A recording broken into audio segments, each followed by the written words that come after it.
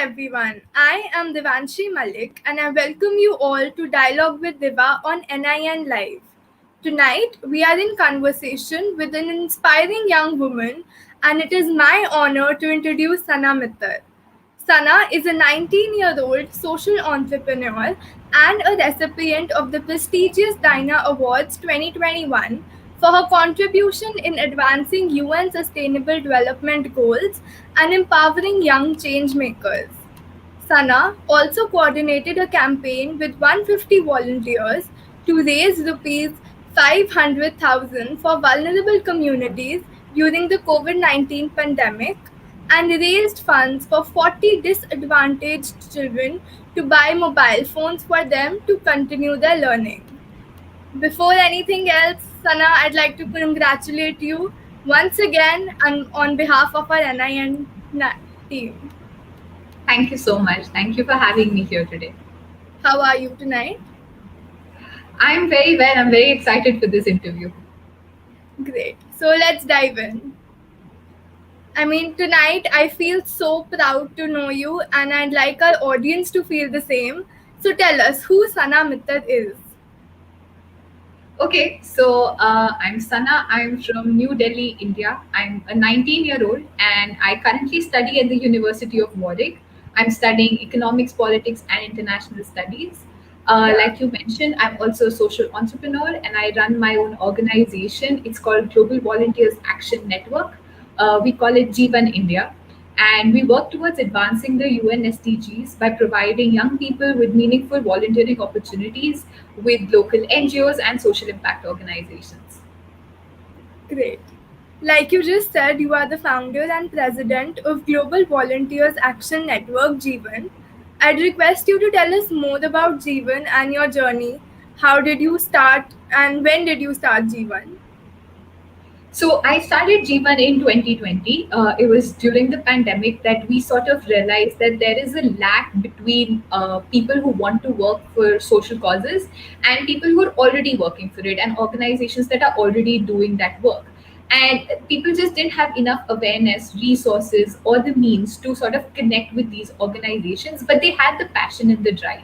So we thought, why not create a mediating space where we can provide meaningful volunteering opportunities to young people who are passionate about working for social change. And I genuinely believe that no young person or any person for that matter should be denied the opportunity to work for a cause that they're passionate about just because they have a lack of resources, qualification, or skill set, because those are things that can be taught. So we at Jeevan are trying to create an ecosystem of such like-minded people, and we're trying to connect them with social impact organizations to advance the UN SDGs. And what does G1 stand for? In essence, we stand for volunteering for life, because that's why we call it Jeevan, which is the Hindi word that means life. At the same time, Global Volunteers Action Network is an all-encompassing group of young people who are working towards social change and who are becoming young change makers in today's time. And we just try and empower them and motivate them, as well as equip them with necessary skills by through training workshops and through the modules that we create. I know you a little bit, so I know that you've been planning G1 since you were 16 years old. So it's been 3 years now. So how was your plan? How was the planning part?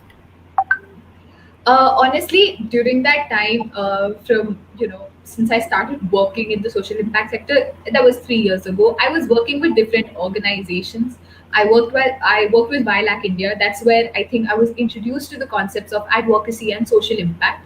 And I did a fellowship with them. And then I went on to work with TGELF. I worked with UNICEF India, and I even attended conferences at the United Nations.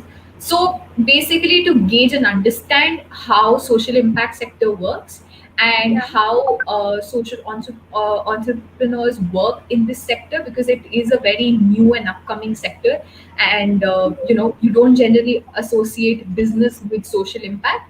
So I think during those 3 years, getting to work at these different organizations, I gained a lot of work experience and a lot of knowledge about the kind of work that I want to do. And I think it was just the pandemic that sort of brought me to this realization that this is where we start. This is how we start. So I think the good out of the pandemic was starting this organization. So you've been planning this whole along, but the pandemic just gave it that acceleration. That's right. In this moment, I feel inspired, and I'm sure so does our audience. So, if I want to connect with Jeevan and give back to the society, so how would I or our audience, connect with you or with Jeevan? Yeah, absolutely. So we have our regular volunteering programs. We regularly recruit volunteers and place them at NGOs in and across India right now, as well as we place them with a lot of social impact organizations that we've partnered with and are doing small term intervention projects with them. So Okay. everyone can sort of check out our website. You can check out our Instagram page, and we have forms there, so you can sign up to be a volunteer, and you'll soon be sort of given a volunteering opportunity at an NGO in accordance to what passion do you have, what skill set do you have, where you're located geographically, if in case you want in-person sort of experience. So with taking into account the needs of the volunteers and the needs of the NGOs, we sort of Yeah. understand how we can match the two together and bring them closer. And if you could just explain a little more, what would be the various type of work that a volunteer would be doing?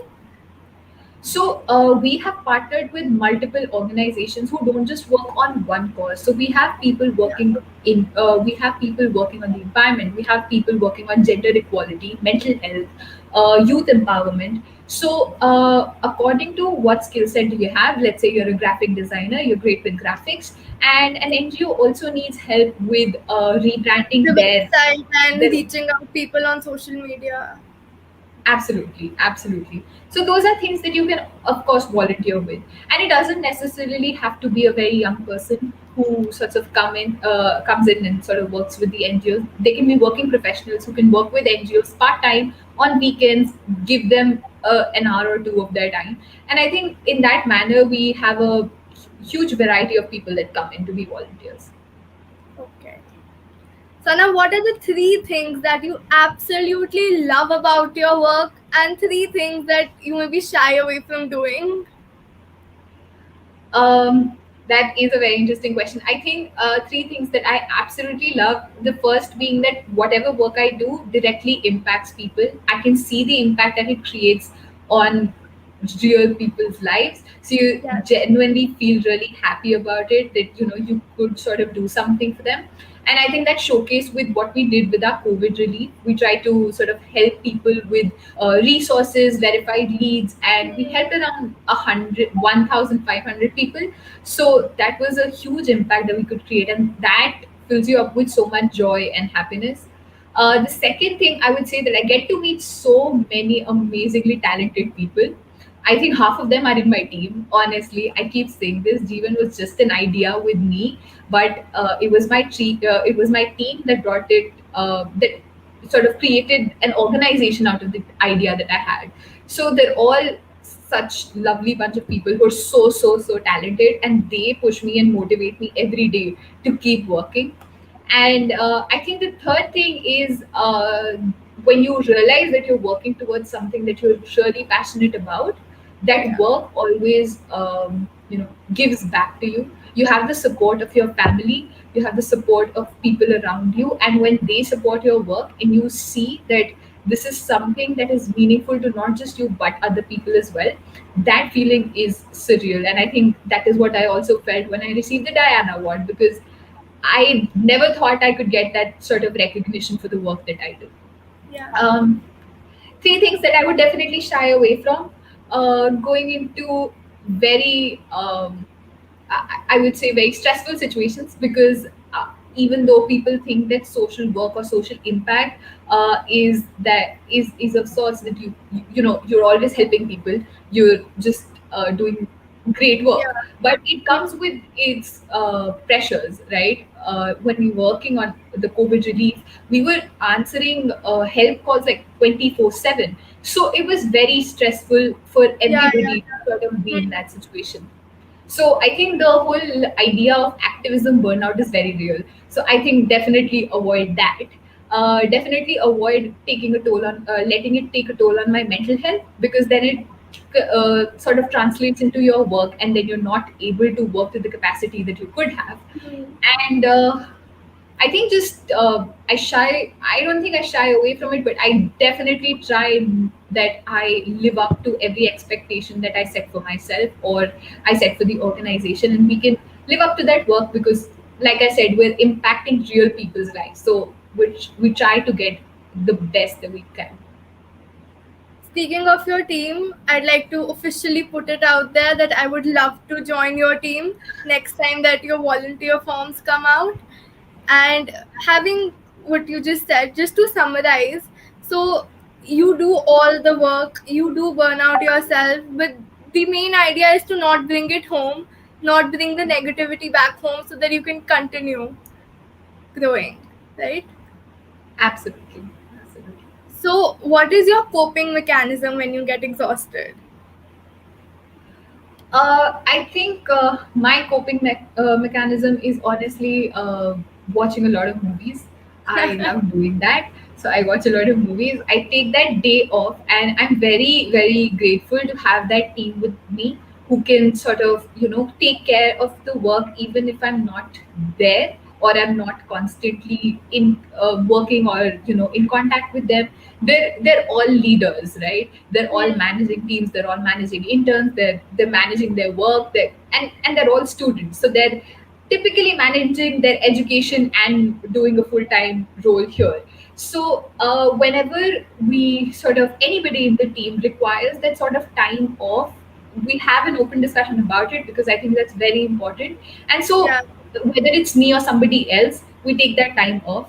And for me, I think I watch TV, I watch movies, I'll have some good food, I'll be fine.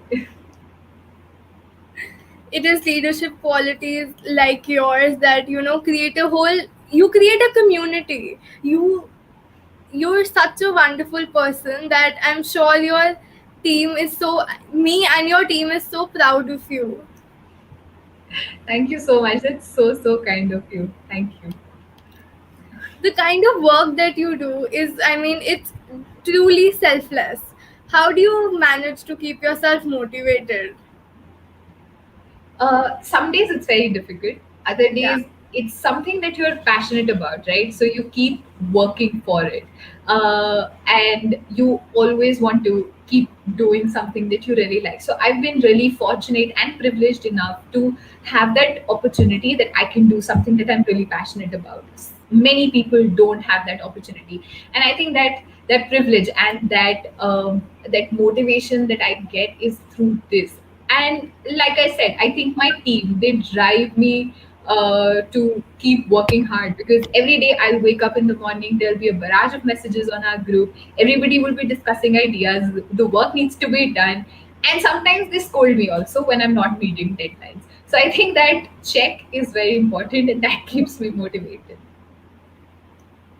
Right. I mean, you make the world a better place. And speaking of making the world a better place, tell us about your work for which you received the Diana Award 2021. So the Diana Award was given to me for the work that I did over 3 years. Yeah. Initially, starting off with being a national leader with TGELF, and I worked on SDG number 6, which is clean water and sanitation. After that, it was given to me for my fundraising activities during the time of COVID. So during the first wave of COVID, I worked with BioLag India on their Corona campaign initiative, and I, along Okay. with a team of 150 volunteers, we were in charge of creating positive and uplifting content and running digital campaigns on Instagram, as well as doing a fundraiser for vulnerable communities in India. So I had that fundraiser through a digital fest, and we did a 14-day digital fest wherein we sort of generated a lot of funds that could be given to vulnerable and migrant communities in India. And then for my work here at Jeevan. So that was those were the things that I was given the Diana Award for. So the fest was organized on Instagram? Yes, we did that fest online because we were in the middle of the pandemic. Yeah. So I think that just sort of eased out everybody's burden. We could have speakers coming in. We had a lot of events as well, and we had a great team of passionate young people. Everybody at Vilac is so passionate about the work that they do. So then we generated about 500,000 rupees, and we donated that to Oxfam India, who were our partners for that fundraiser, and then they worked towards giving it to the migrant communities. And how did you reach out to those 40 disadvantaged children for whom you bought the phones?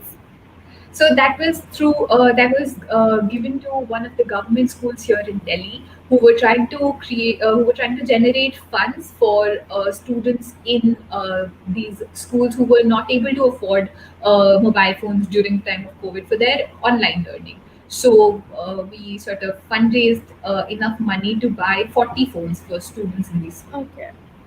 Yeah.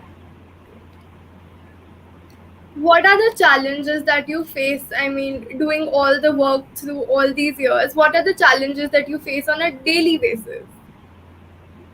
I think a number of challenges that do come up is number one, not a lot of people are aware about social entrepreneurship or the Yeah. sector of social impact. So at a lot of times, it becomes very difficult to sort of explain to Hmm. people the work that we do. Also, at Jeevan here, we're trying to be mediatories between the volunteers and the NGOs and social impact organizations, as well as run our own advocacy initiatives. So, we're trying to create a mental health toolkit on a pan India scale with one of our partners. We're also trying to create a policy research boot camp for people who want to sort of understand how policy research is done.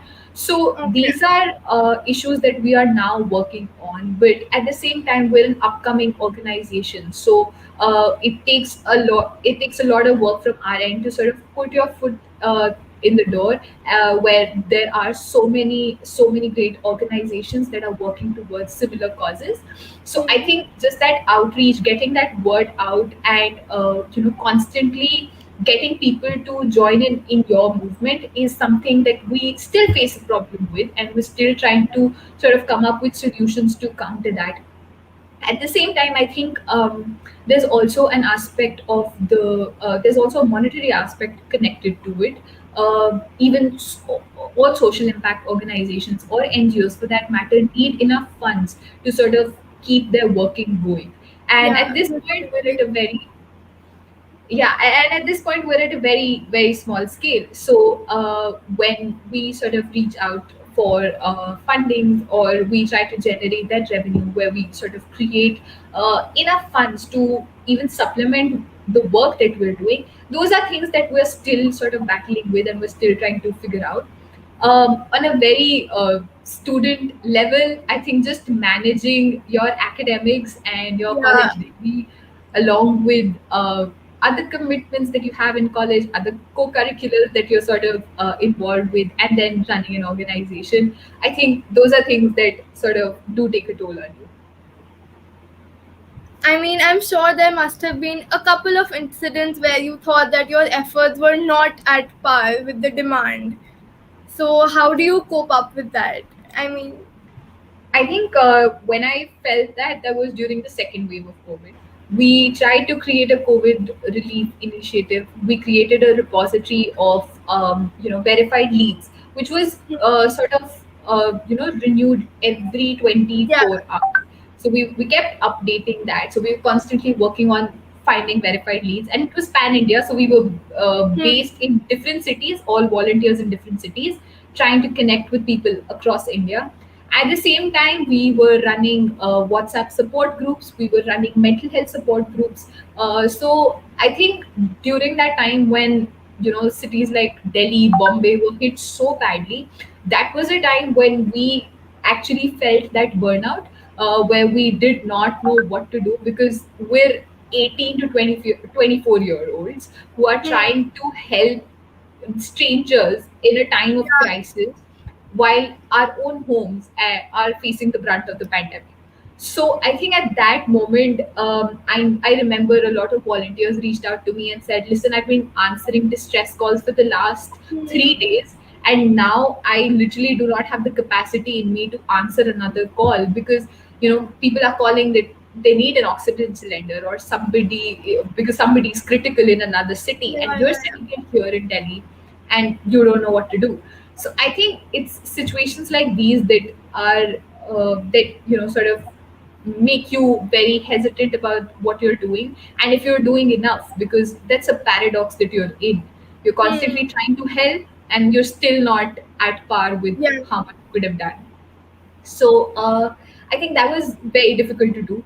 But what kept us going at that time was also that we could see that we could at least help some people. We knew we couldn't help a million people, but we could help that one person or those few people that we did. So even helping 1,500 people that we could know of, then we had our repository as an open source on the Hmm. internet. So we really hope that more people were helped through it.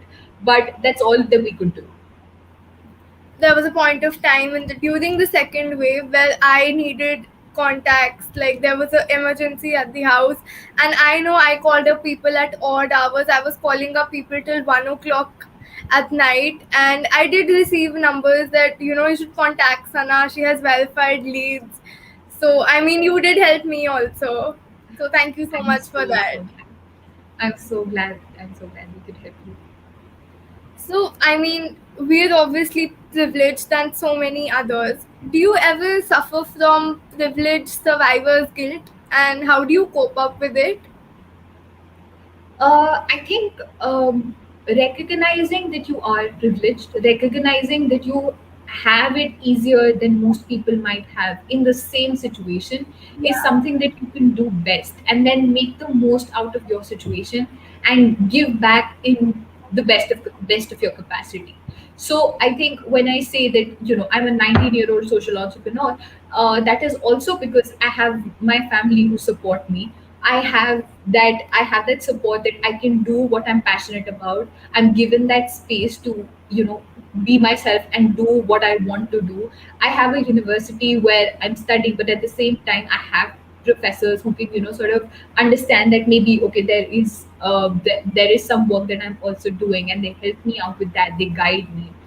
yeah, I've also been very, very fortunate to have some great mentors at the places that I've worked at, whether it be Vilac or UNICEF or TGEF for that matter. Wherever I've worked, I've had so many great, great mentors who've helped me so much and who've sort of taught me how I can move forward and still instill that confidence in me. And I think that hmm, started from school for us. That confidence was instilled in me.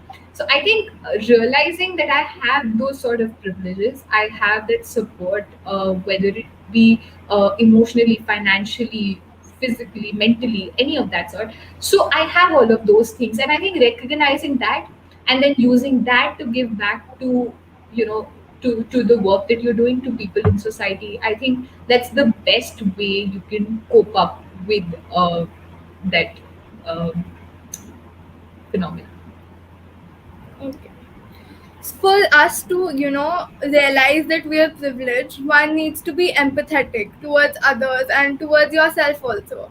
So, I mean, if a person is non empathetic, what would you say, or how would you make that person realize, or make that person more empathetic? Um, I think, very honestly, I would like to be as optimistic and say that everybody has that empathy within themselves. They Okay. have that. They have that feeling of care or to give back, and I think everybody does. It's just the circumstances you are in that allow you to do so or not. Again, even giving back to society comes with a lot of privilege. So even when we started Jeevan, that was the first thing that came to our mind, that we want people who are genuinely passionate. They don't necessarily need to have the resources or the qualification or the Hmm. skill set, to have a particular place in working for the cause that they're passionate about. They can be taught the work and they can still do it, but they shouldn't Yeah. be denied that opportunity just because they don't have the resources. So I think, for somebody who would want to recognize their privilege, it comes with uh, analyzing your surroundings, analyzing where you come from, analyzing what sort of a background you have, and how much easier it is for you basically than it would be for somebody else. So Hmm. I think once one recognizes that, they can work towards making the most out of it, and actually doing better from that privilege. Yeah. I mean, and finally, a word of advice that you would like to put out there using this platform from for any young socialist, entrepreneur, or social entrepreneurs. I think one word of advice that I would have loved to had, I got that a little later when I started Jeevan, but you're not going to have it completely set out or completely perfect in the first go. Don't try to make it perfect. Just start if you have that capacity. Start working on the thing that you're passionate about. It can start from just a social media campaign, and it can turn into something really brilliant, and you won't even get to know. But start working on something that you're passionate about, and you're young, you're in the ages of what, 15, 16, 15 to 24, I would say, or even elder. You have that capacity to take the risk. Just go ahead, do it. You don't have to make it perfect. Great. I mean, I want to thank you once again for being such a wonderful person that you are. I feel proud to be a part of the society of which you are a part of. Thank you so much for taking out time tonight. Thank you It was so a much. pleasure Thank you for having having you. me. And Thank you I so mean, much. I really, really hope that this interview would inspire millions and millions. Thank you so much. That's very, very kind of you. I'm very grateful to be here tonight. Thank you. Thank you. Good night.